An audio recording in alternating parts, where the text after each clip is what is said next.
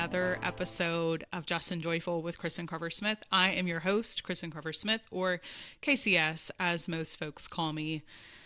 Y'all, I'm so excited about today's guest, about today's episode, about this conversation. I would love to introduce you all and welcome Brandi Johnson to the Justin Joyful podcast. Brandi, just quick note, Brandi, who I call Brandeis BT-dub, so you all will find out, has agreed to be our resident style expert at Justin Joyful. We are so happy to have you here. This is so exciting. This is phenomenal, first of all. Everything Justin Joyful it's just everything I could have hoped for with you having this platform and just reaching so many of us. And I am beyond thrilled to be the resident style expert. I'm so happy that you said yes. I want y'all to know, before I share Brandeis's incredible, just insane resume, I want y'all to know that our paths first crossed, 2020? 2021, yeah. A minute. Yeah. And I was so drawn to her because she was approaching the body in a way that felt so different and kind and compassionate and unique. And as someone who has been in recovery from disordered eating, for 15 years now, I have a complicated relationship with my body. I've had a lot of ups and downs, and quite frankly, I don't know that there's a woman who hasn't had a complicated relationship with her body at one point or another, whether that was something that she chose or not. And so for me, when I thought about working with a stylist, and at the time there was an opportunity for me to do a photo shoot and video and all of the things. And as the new fashion co was growing, and I knew that I wanted to partner with a stylist, but I was pretty nervous, to be honest, about that experience, because I didn't know, is a stylist going to ask me to get small again? By whatever definition of small was for me, is for me, all of those things. And so I was nervous, is this going to rehash all of the stuff that I feel like I've tried to work through? And I was so drawn to the fact that Brandeis had such a different approach. And so I just want y'all to know that. And I know I've said it to you a million times, Brandeis, but I just so appreciate that about you and who you are. That's really beautiful. Thank you for reflecting that back to me. I think for so many of us, it's we do our thing, and kind of get caught up in it, and it's just a really beautiful thing to have someone see you and see how you're doing what you're doing, if that makes sense. Yeah. So that was really beautiful. Yeah. I really thank you for that. Yeah. Well, I mean it. And I just want you to know, okay, so let's talk a little bit about your work and your background. So you are a style alignment strategist, which right off the bat, can we just style alignment? People they just don't. It's so special. It's so one of one. You're also the founder of Brandeis Nicole, a bespoke style and image consulting firm for high impact women, such as myself, navigating growth, visibility, and even reinvention, which, again, I am so in the thick of that, have been in the thick of that. I love that you work with people who are navigating that. And it's your career. You have a career that has spanned education and fashion and executive leadership. And you even led a $30 million division in corporate, and you've overseen 300 plus stylists. I could just go on and on about, I think I even read in your bio that you briefed the U.S. Secretary of Education. Like, Yes. so y'all, Back in the day. I just need y'all to know, like, that this is a real gift. This is such a gift that you are here with us today to bless us with your wisdom, particularly as we talk about the intersection of style and wellness, because we know they're all up in each other, right? They really are. Yeah, this is it's interesting. It's one of those things where I didn't know this is what I would be doing. I think a lot of times we get called into things and somebody knows. We don't know. And it really is such a blessing to be here doing this work, working for myself after having come out of a lot of, frankly, just toxic work environments.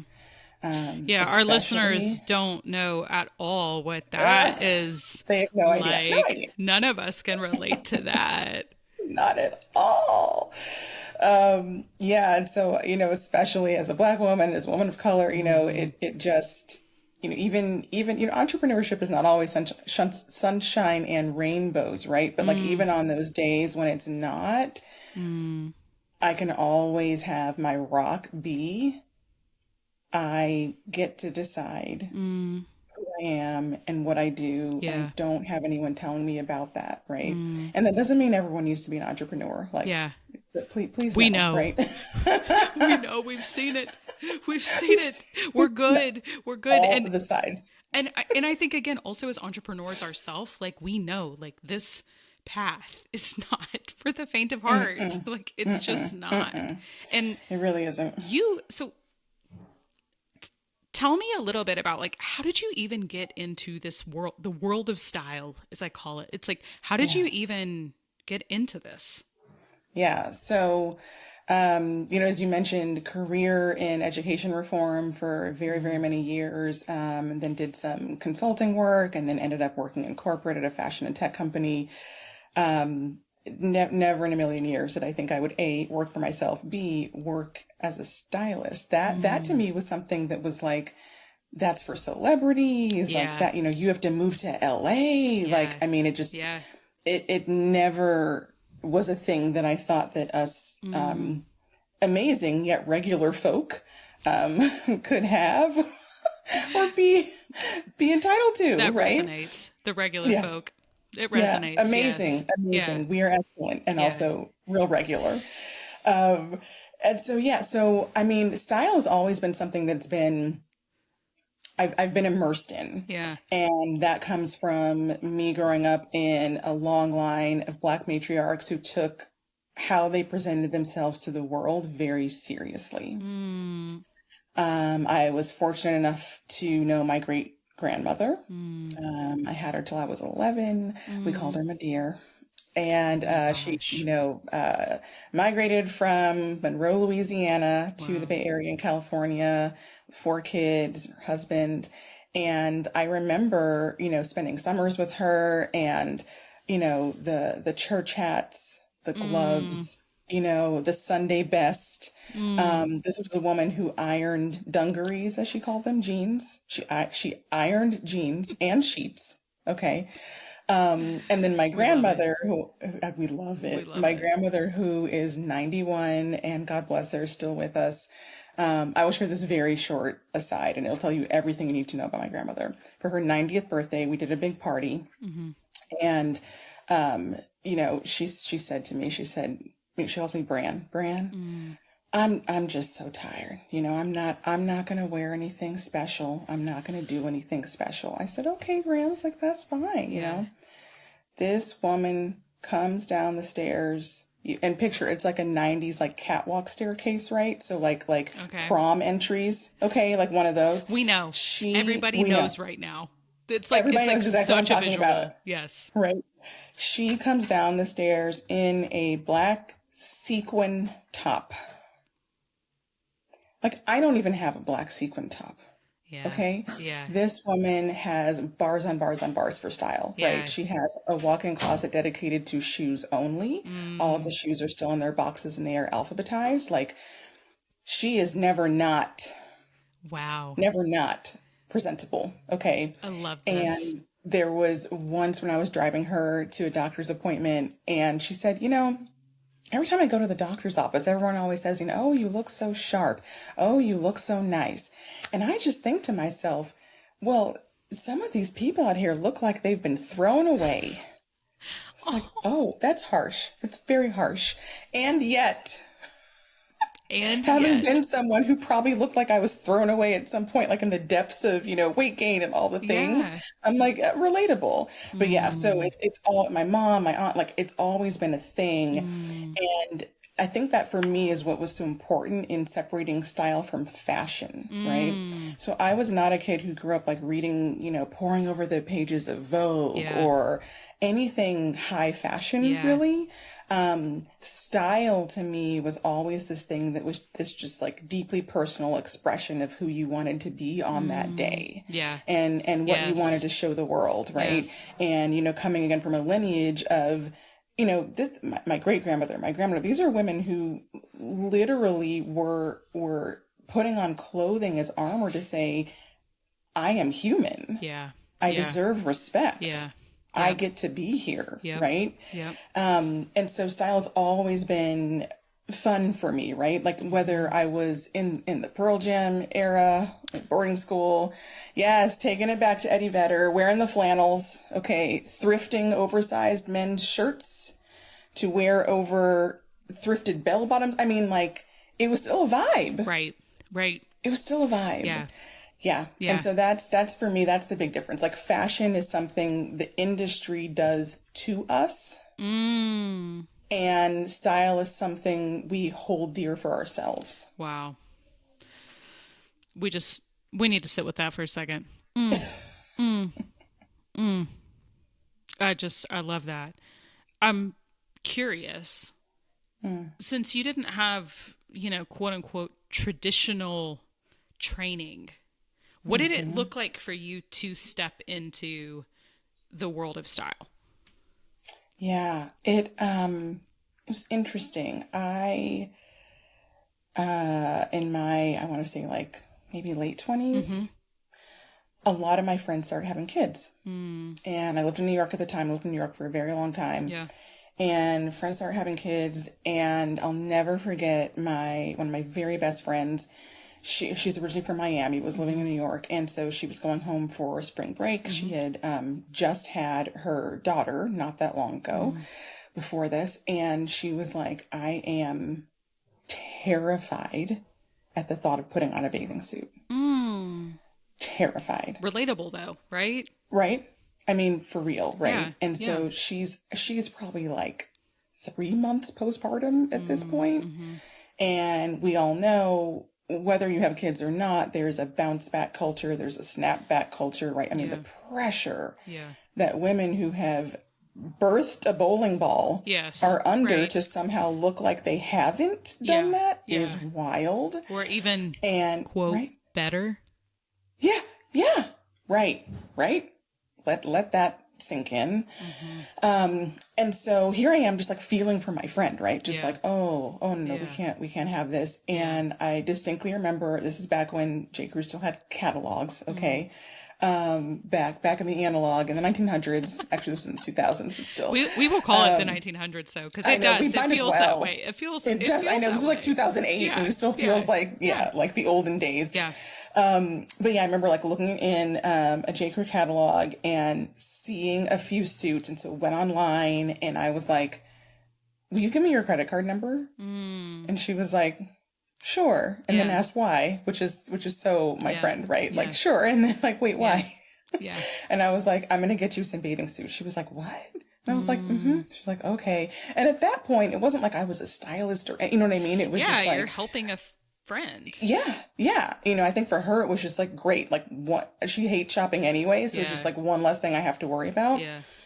And I sent her 3 different suits, and, you know, she was like, I don't know how you did that. And I said, did what? Like, in my head, I'm just ordering bathing suits, right? I didn't realize at the time that I had this like very intuitive and in-depth sense of body proportions. So like I knew to get a higher rise bottom for her that would come up and over, where she was still carrying some postpartum weight.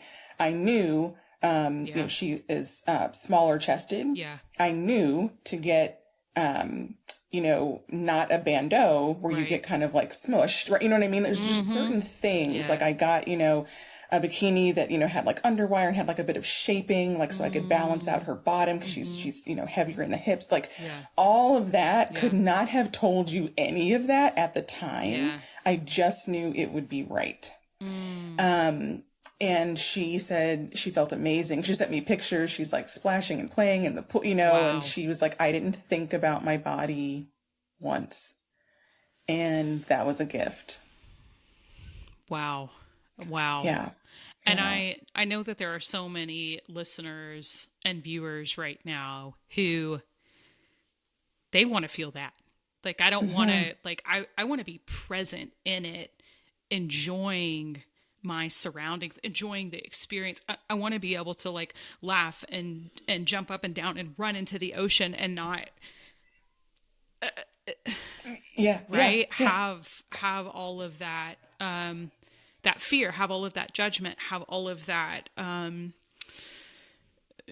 nervousness, sensitivity, all of those things. And so I think when I think about style, I think about it's such a powerful tool in a lot of ways as well. And I think oftentimes we can kind of write it off as this like frivolous thing. Well, I don't need that. It feels like something that's like indulgent, as opposed to like, what if it actually helps like enable and empower me to enjoy these experiences that I've signed myself up for in this life. And so for me, style has shifted so much over the years. And it really hasn't been until the last, I would say, probably year and a half, after having come out of the hospital and going through the process of therapy and programs and all of those things, where I sort of started looking back and going, whoa,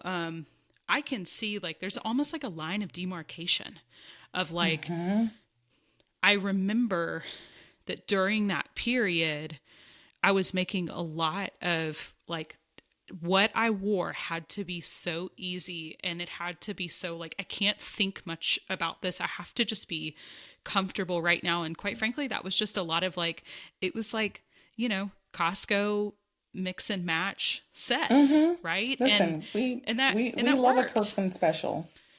Thank you for saying that. Because I also think I'm like, Costco has some stuff, y'all. Okay. Like we do love a Kirkland special. We're pulling that out right now. That is just, I'm like, it's going on a pull quote for this interview. We love a Kirkland special. But I share that story because as I, again, have sort of reflected, I'm starting to, I'm finding myself now drawn to color again, drawn to wanting to play with style. And I think that our listeners can probably identify with having gone through seasons of like, I don't know, I'm not sure that I care to think deeply about this right now because it feels like everything is so hard. Or it feels like, hey, I've had some seasons where things are lighter and maybe I do want to experiment a little bit more with this. And so I'm curious, in the way that you've shared the story about how your friend, about how she was able to use style to sort of empower her. Like, what has that looked like for you personally in those various seasons? So many things.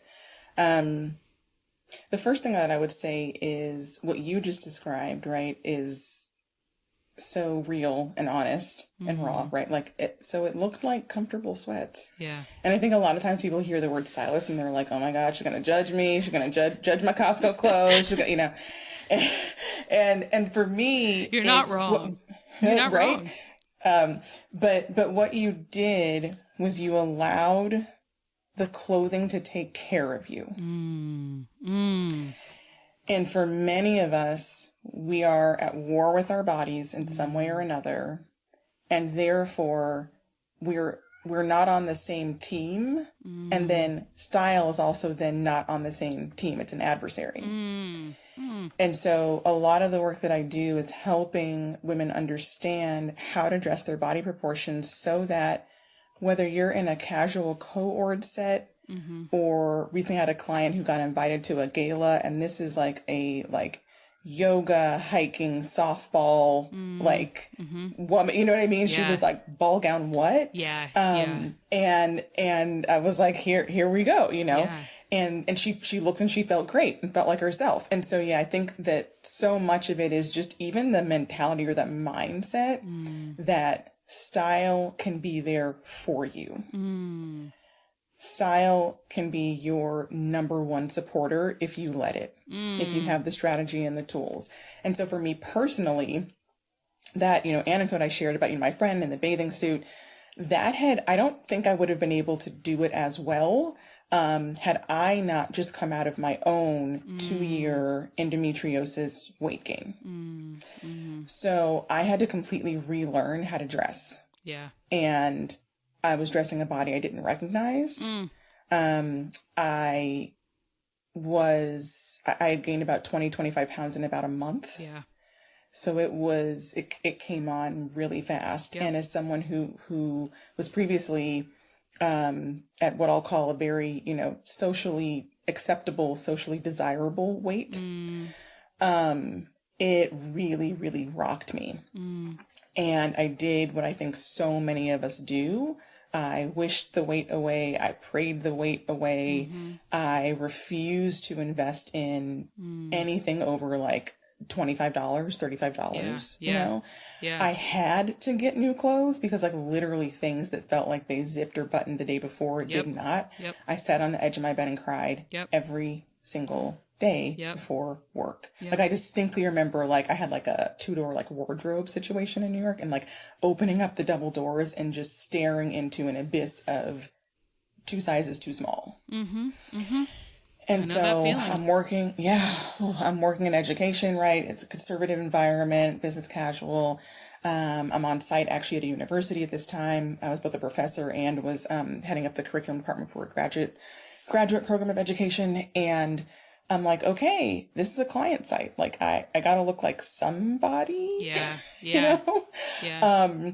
But like, I'm not going to spend money on it. This body is temporary, right? This isn't who I am.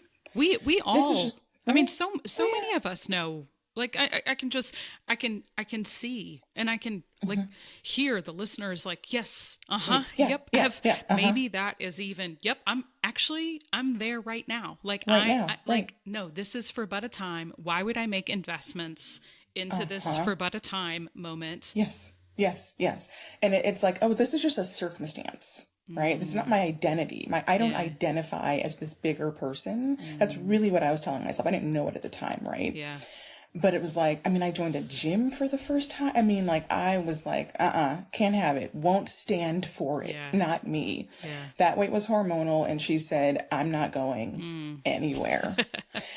Nowhere. Yes. And so, for all fall and winter, I just had on, I mean, name your, real basic business casual special of like, merino V-neck sweater and some trousers, some slacks and like some flats. I mean, and this is the other thing I think is so poignant about this. I've just described to y'all how I used to love getting dressed. Yeah. Love getting dressed. I loved putting things together, experimenting with colors and just all of it. Yeah. And so what I was then also doing was stripping away parts of myself. I wasn't allowing myself to access those moments of joy and creativity because I frankly didn't think I deserved them in a bigger body. Yeah. I think there's so many folks who know what that feels like. I know what that feels like. And it's tough. It's lonely. It's also, I think again, we're so hard on ourselves during that season.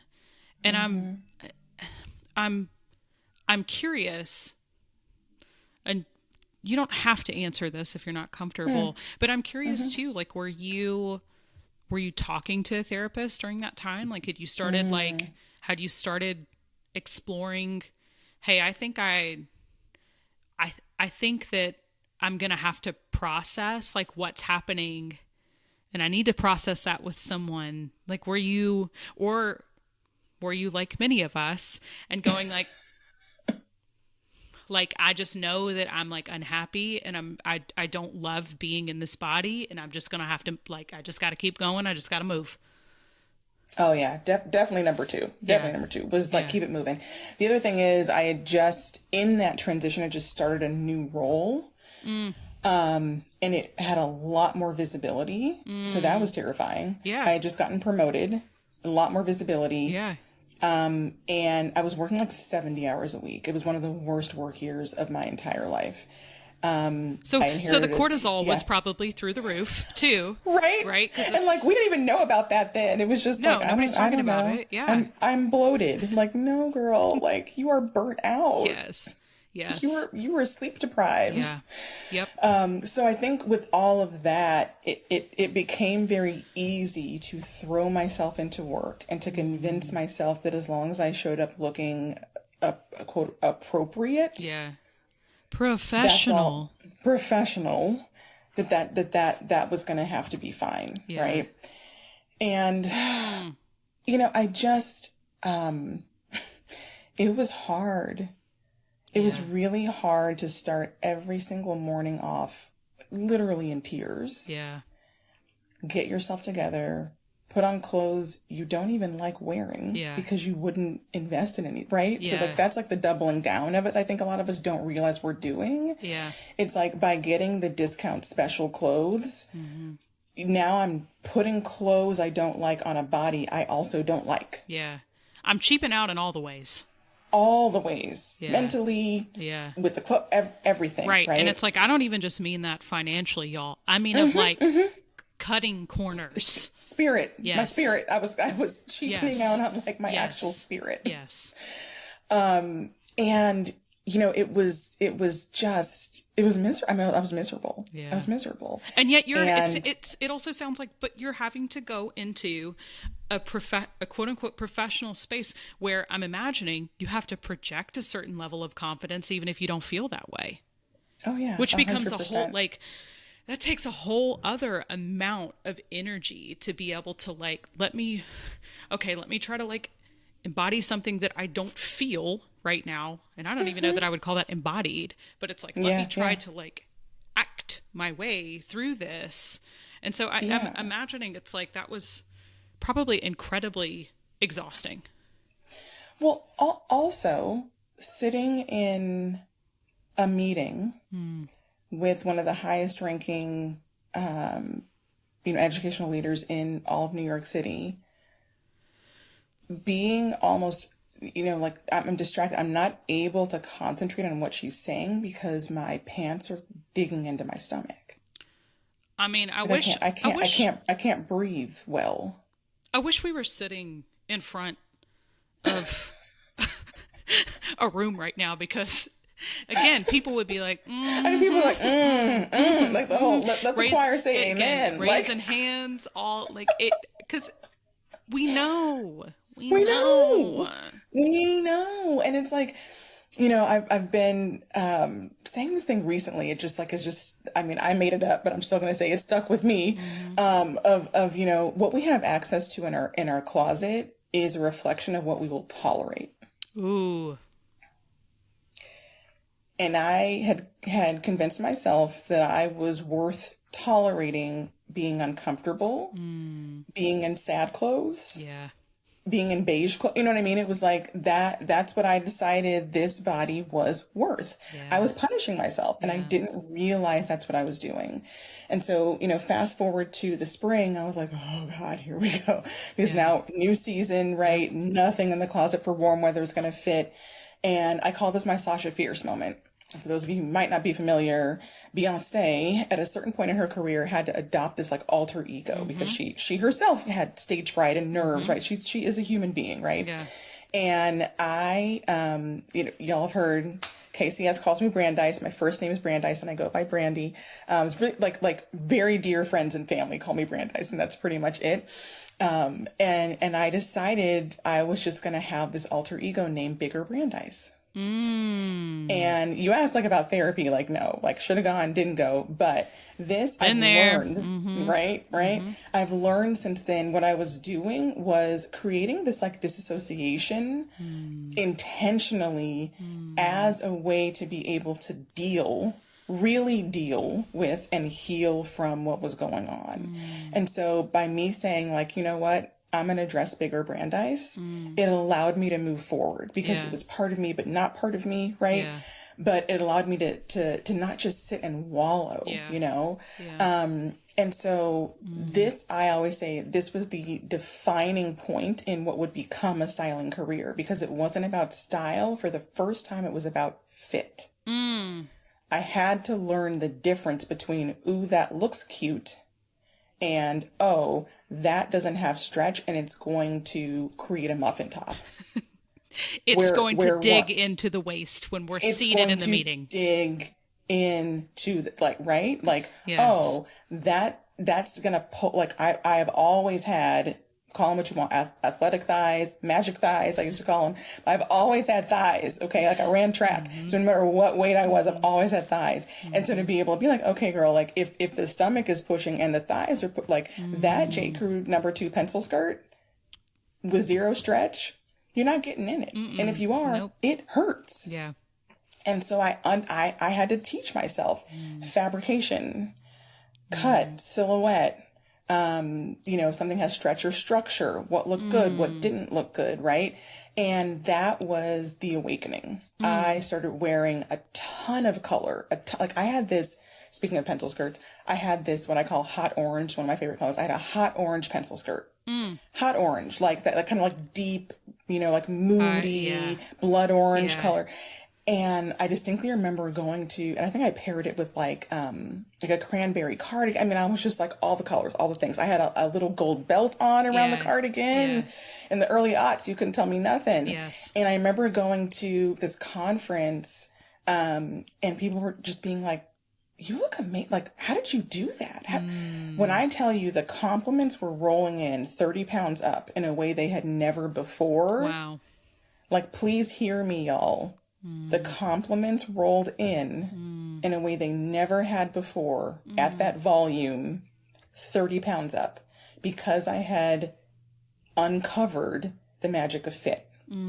So style's like a personal expression. Style is something that should evolve. It can evolve and it should evolve over time as we evolve. Yeah. But the way that I, you know, kind of stumbled into, you know, what is now like my like intellectual property, right? My IP is when you dress your body proportions and not your size, you will always know how to get dressed. Because your body proportions, the ratio does not change. Here's what I mean by that. Yeah. When I was a size 4, I always had to get smalls on top, mediums on bottom. Okay. Like again, the thighs, the butt, like that's what we were working with, right? Right? We know. So I think what a lot of us do is no matter where you're starting at, as soon as your body changes, you throw everything out in terms of like what you knew worked for you. You're like, oh, and that's what I did, right? Crying on the side of my bed. I was like, I don't know how to dress. What is this? Who am I? How do I dress it? Right. You know, and so what I've learned is the same silhouettes that worked for me to size 4 also worked for me to size 18. See, and people don't want to, they're like, no, but what about your stomach? It's like, but listen, I'm telling you, at a size 18, and this is much longer, at a second weekend, you know, a lot longer, after we're talking about, but at that point I knew, right? I had already been through it. Yeah. My brain was right. You know, I was like, girl, we just gonna get us some more of the same stuff, 2 sizes, 3 sizes up. Like they make more clothes. That's what I always tell my clients. They make more clothes. Yeah. And I'm not saying that in like an unsustainable consumerism way, right? But I think a lot of the time we hold on to this notion of like, I gotta get back into this size because we're afraid that we won't be able to find anything to dress the new body in and feel good. Yeah. Whereas if I tell you I used to be a small and a medium, and then over 100 pounds up, I was an extra large and a 1X. Do you see how the ratio is the same? Yes. Yeah. which means the silhouettes that look good still look good. Yeah. And that is everything. Knowing how to dress your body proportions and not your size unlocks it unlocks everything. I think that's so helpful too, because it teaches people too, as you said, that it's like we don't have to go back to the drawing board and literally start from ground zero. And I think that's what it's like when we are navigating moments, whether it's a weight gain, whether it's postpartum, whether it is a weight loss, from an illness, right? It's like we actually do have a blueprint that has some ease in it while we navigate circumstances that are perhaps not easy. And so I love that again, I'm so grateful for the IP that you have built around this, because I think it's so helpful, and it's so other, again, than what we often see in this space, in this world. And so I'm really curious, did you have friends or family members or anybody around you too that also noticed, like, Brandi, you're not wearing the color that you used to, or like, you're not like, I feel like you're using clothes to hide, or did anybody ever say anything to you about that? Because I've wondered that for myself I think about, I mean, I can look back at my own photo albums and go like, ooh, was having a tough time here, this was a tough season. Ooh, she's like, she was good. Like she was loving life. She was enjoying herself, like all of the things. And so I'm curious, because I think back now, and it's like, I wonder if my community was thinking it, and perhaps, that can be a tough thing to say. Like, girl, I love you, but what, but what happened? What's up? What's up? What is up? That's a good question. The answer is no. And as I think about that, it's actually very interesting. A lot of it is, and I don't do false humility, y'all. I think, telling women to be humble, especially women of color, is that's a tool of oppression a lot of times. So I'm just going to say what I'm going to say. I was the best dressed friend. Yeah. Yeah. So, I don't know that my friends really like clocked, you know what I mean? Yeah. For sure, because what I'm focused on at that point is the weight. Right. So that's where the conversation is. But I will say this, a friend of mine from high school, she went to college in New York, so she was already there when I moved there. And let me just say this, when we went to prom, you talk about, I mean, this woman wore a lime green mod 60s mini dress with paillettes, which are just like large sequins, to prom.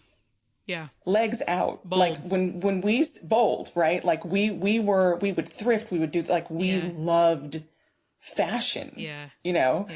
And so when I decided Bigger Brandeis was going to get dressed, the first thing I did was I called my friend Abby, and I was like, how do I stop looking like this? If anyone noticed, she probably did, but, had the good sense to be like, let me just let her go through what she's going through. Yeah.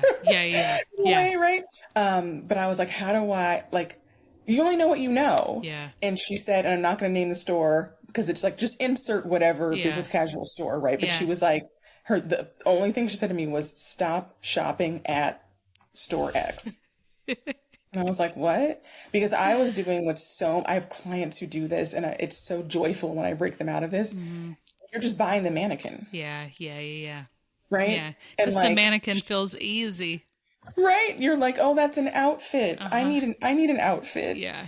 And then, like, it does, like, the top doesn't go with anything else you have, or like the mannequin doesn't have hips and you do, and now you're trying to find the curvy fit. I mean, it's like, she was like, stop shopping there. Yeah. And it wasn't because the clothes there weren't good. It was because I needed to expose myself to other brands, other designers, other aesthetics. Yeah. Right. And get out of that just like kind of, super conservative pencil skirt world and start having some fun. Yeah. And I mean, and you said this too earlier, like somewhere along the way, we have been conditioned to learn and to accept that caring about how we look and wanting to feel good Yeah. in our clothing is foolish, frivolous, selfish, Yeah.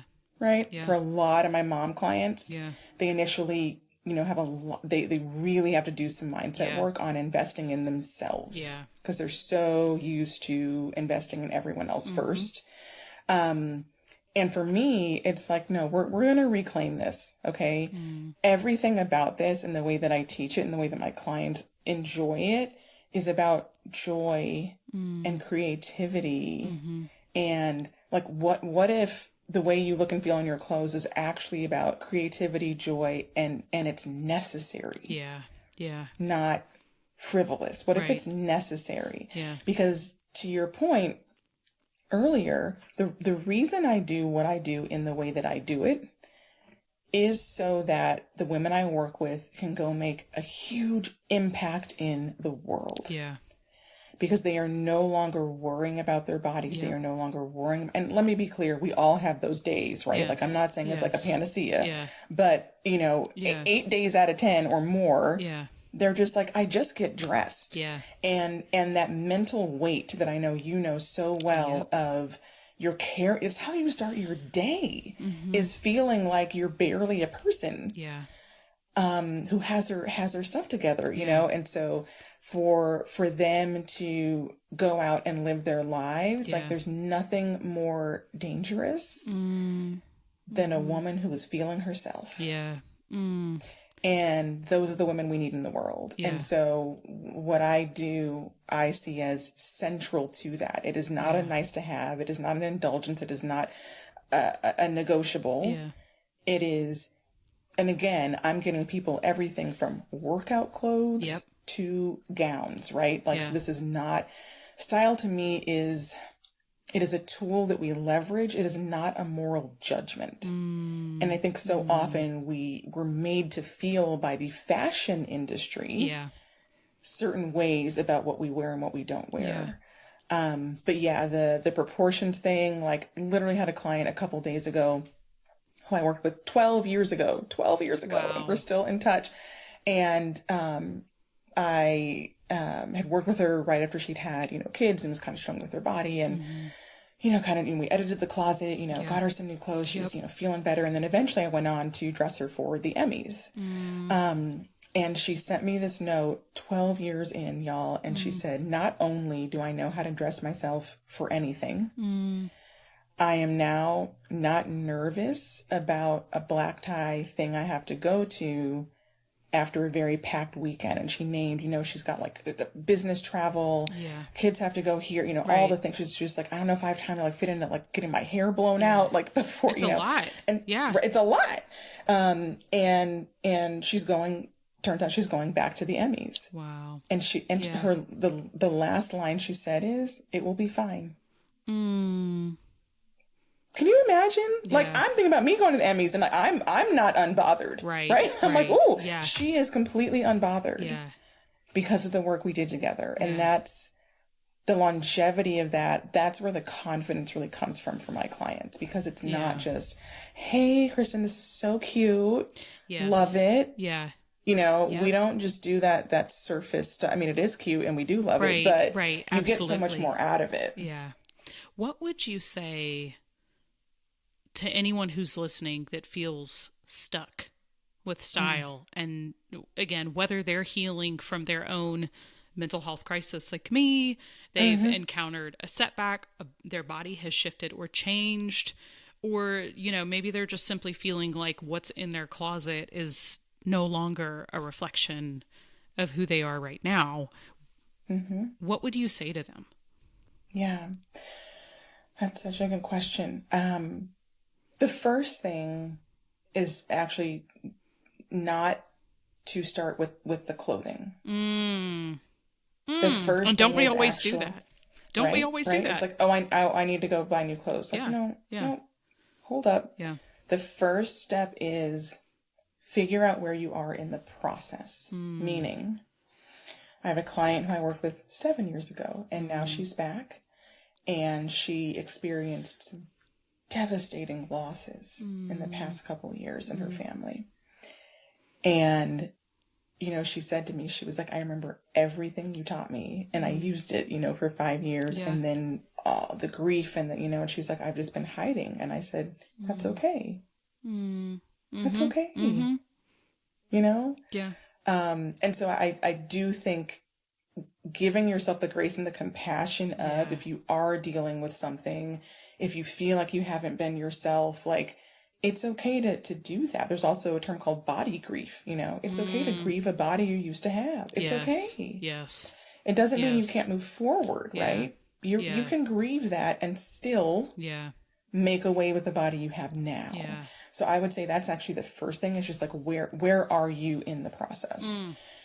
The second thing is, even though fit to me is like 90% of looking good and getting dressed, it is, and I think so for example, I don't do the pears and the apples and the fruit. Like I can't, like who is walking around like, I'm a pear, let me get dressed. Like it just doesn't do anything for me. It is.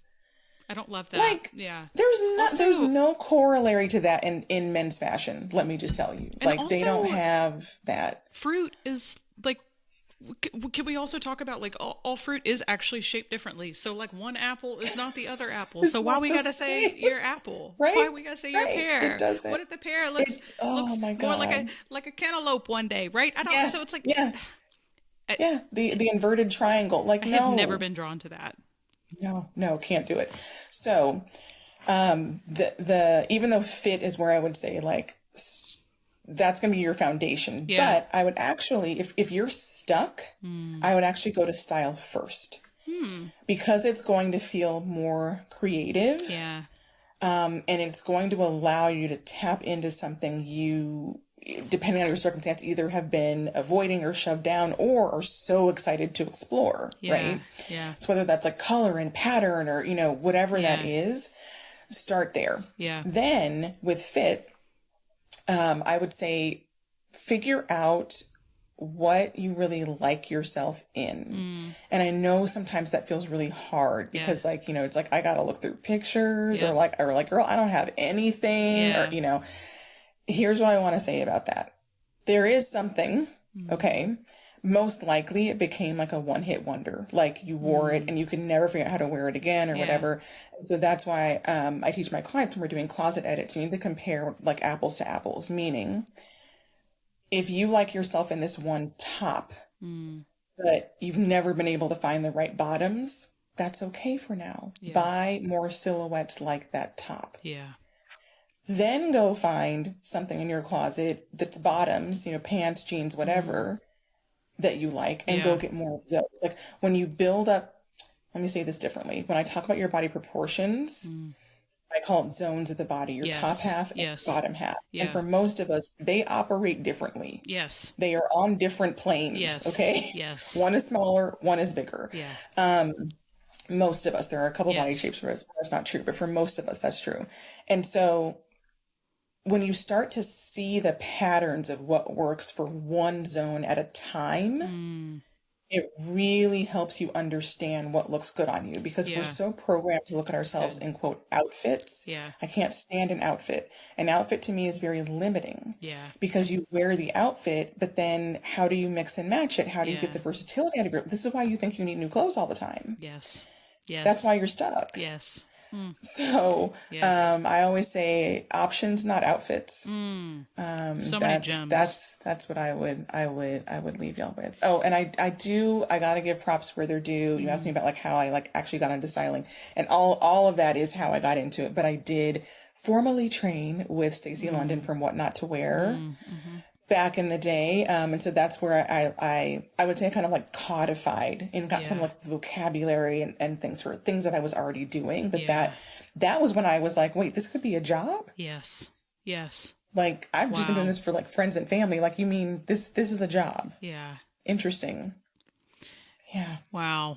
I love that. And again, I think the examples that you've given are so practical for folks, right? It's like people could literally like hit pause right now and go like, okay, let me, like, what tops do I have? Let's see what I've got. Right. And so they could rewind and go, okay, like, hold on. Brandeis is saying this. Okay. Yes. I see that one. Yep. I see this bottom. And it's so important to us here on this podcast that people have concrete things that they can do. Cause I know a lot of us, like, the ethereal of it, and fashion can feel, and style can feel so ethereal sometimes. And so I'm so grateful that you have made this, that you contextualize it in such a way where we can see ourselves and identify. I know there's going to be so many listeners and viewers who watch this, who tune in, who go like, that is like, is she reading my diary right now? Yeah. Like, that is my experience. And so we are so grateful. As we get ready to wrap up here, I've got a couple of like fun sort of rapid fire questions for you. Let's go. I'm excited. Okay. What TV podcast shows are you just obsessed with right now? And I should say, I know you also have your own podcast where you are going to be dropping all of the, like, if y'all loved this, all of these style gems, which again, as you know, we will have Brandeis back over and over again to talk with us about the intersection of wellness and style. And Brandeis has her own podcast where you can get gems like this on the reg, right? And so, of course, like, I will go ahead and answer part of this question and say it's your own podcast, but also what books, what TV shows, what podcasts are you totally obsessed with right now?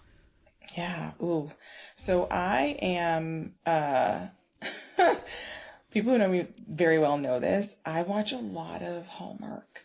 Okay. Okay. I know. And it's like, it is the equivalent to me of like a beach read. Yeah. Like, with so many things going on in the world, I'm just like, I just need to turn off my brain and like, and have, you know, I love knowing this about you now. So you know, good. It's like she's gonna go save the apple farm. Like, it's all so ridiculous. Yes. And I love it. Yeah.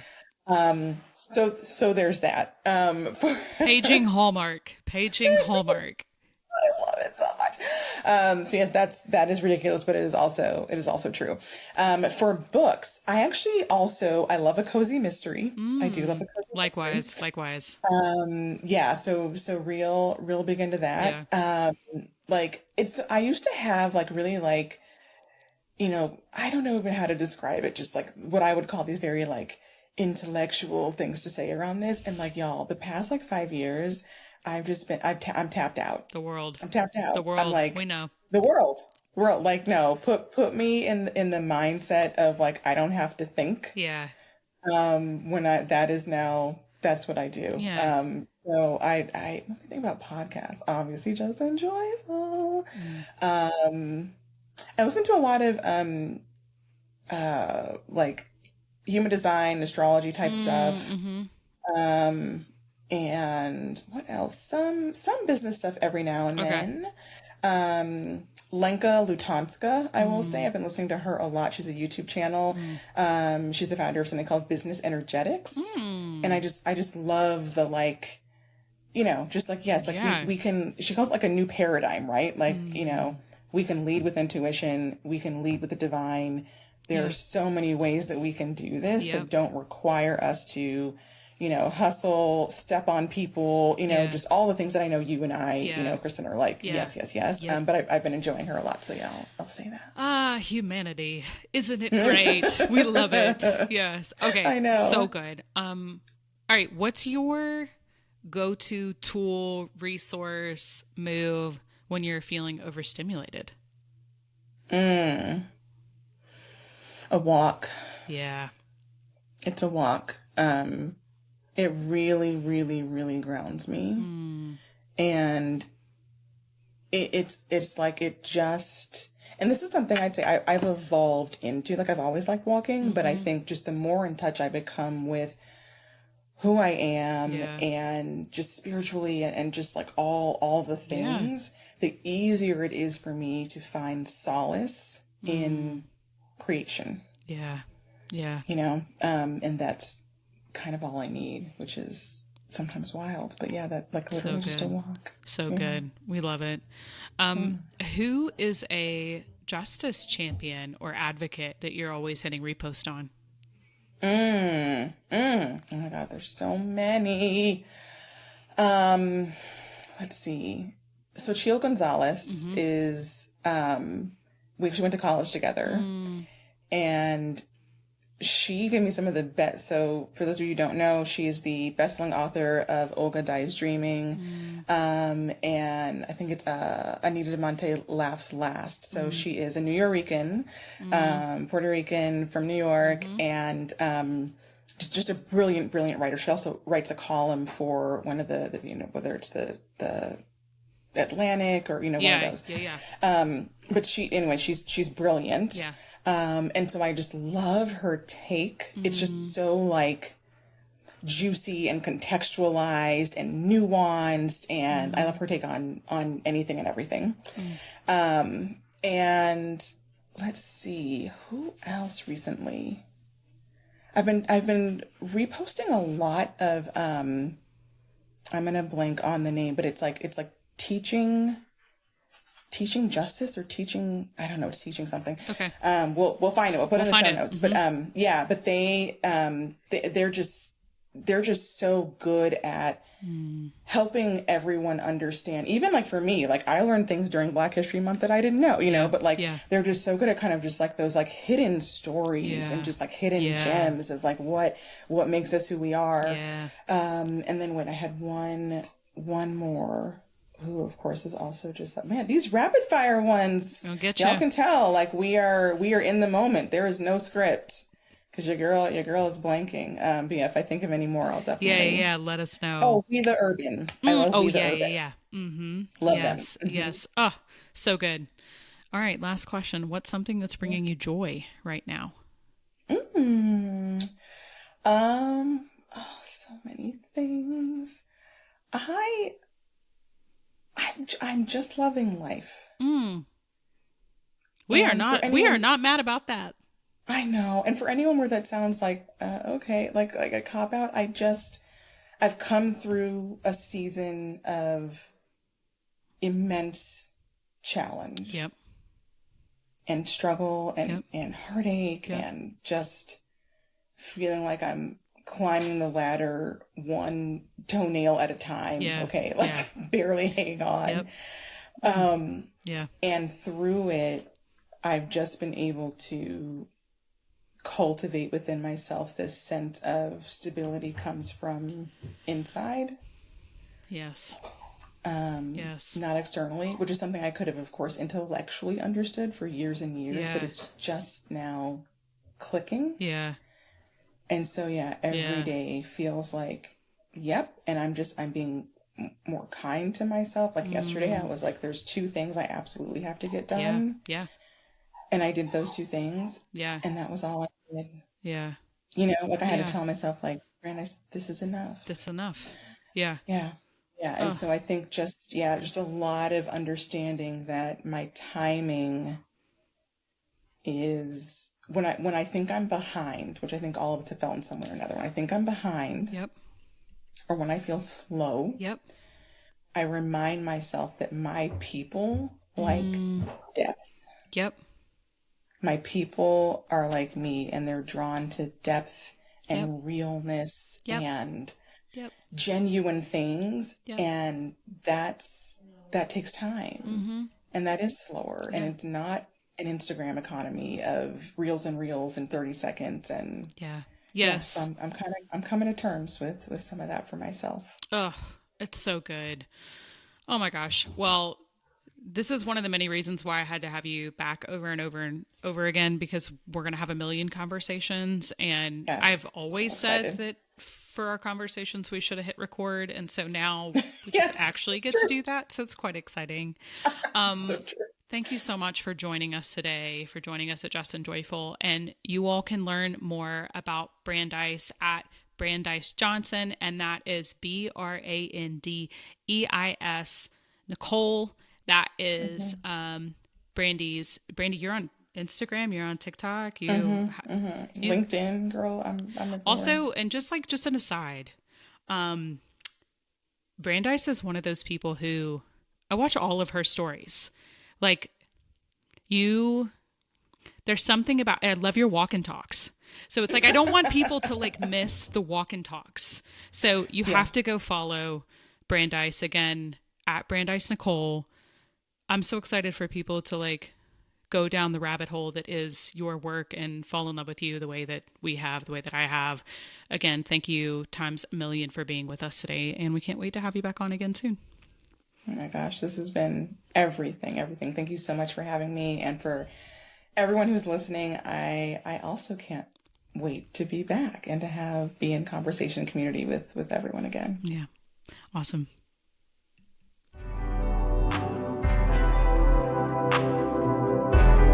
The Just and Joyful podcast is your host, creator, and executive producer, Kristin Carver-Smith, executive producer, Angelina Burkholder, and production engineer, Joshua James. Subscribe wherever you get your podcasts.